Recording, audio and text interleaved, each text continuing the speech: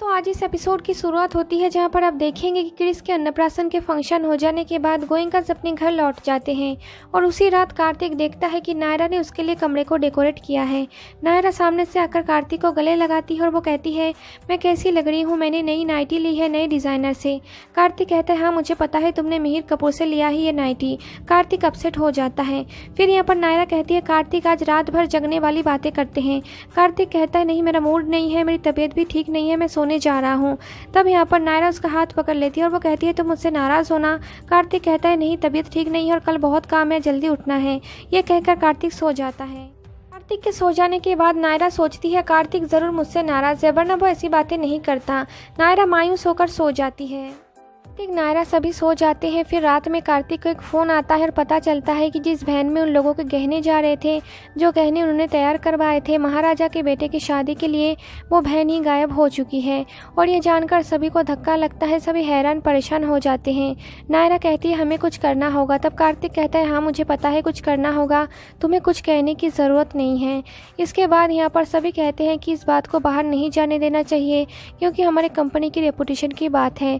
कार्तिक नायरा को डांटते हुए कहता है कि इस बात को मिहिर कपूर को मत बताना, वरना हमारी इज्जत नहीं रह जाएगी।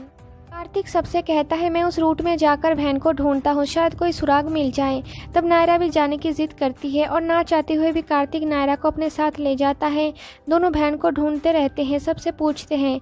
फिर यहाँ पर जब वो दोनों जा रहे थे तब महाराजा के सेक्रेटरी का फ़ोन आता है और वो कार्तिक को मिट्टी में मिलाने का धमकी देते हैं। वो कहते हैं कि अगर गहने नहीं मिले तो तुम पानी भी नहीं मांग पाओगे, मैं तुम्हें बर्बाद कर दूंगा। कार्तिक बहुत ही ज़्यादा परेशान हो जाता है। तब नायरा कार्तिक को हिम्मत देती है। इसके साथ ही यहाँ पर समर्थ का फ़ोन आता है। तब पता चलता है कि एक वैन मिली है हाईवे के पास। कार्तिक और नायरा दोनों ही वहाँ पर जाते हैं। कार्तिक और नायरा उसी जगह पर पहुंचते हैं। वैन को देखकर उन दोनों की मन में उम्मीद जाग उठती है। लेकिन जब वो दोनों पुलिस से पूछकर वहां पर जाते हैं, वैन के नज़दीक जाकर वैन के अंदर देखते हैं, तब कार्तिक पूरी तरह से हिल जाता है। वो दोनों देखते हैं कि वैन के अंदर जितने भी गहने थे, एक भी गहने नहीं है, सब खाली है। ये देखकर कार्तिक पूरी तरह से हिल जाता है। नायरा कार्तिक को संभालती है। इसके बाद वो दोनों घर लौट जाते हैं। कार्तिक और नायरा के घर जाने के बाद सभी लोग सोच विचार करने लगते हैं कि ऐसा क्या करें जिससे गहने मिल जाए और गोयंकास की बिजनेस बर्बाद होने से बच जाए। तभी अचानक से अखिलेश को फ़ोन आता है और सबको पता चलता है कि महाराजा के बेटे की शादी के लिए आखिरी मोमेंट पर नायरा की डिज़ाइन की हुई गहने पसंद कर लिए गए हैं। ये सुनकर सभी लोग चौंक जाते हैं।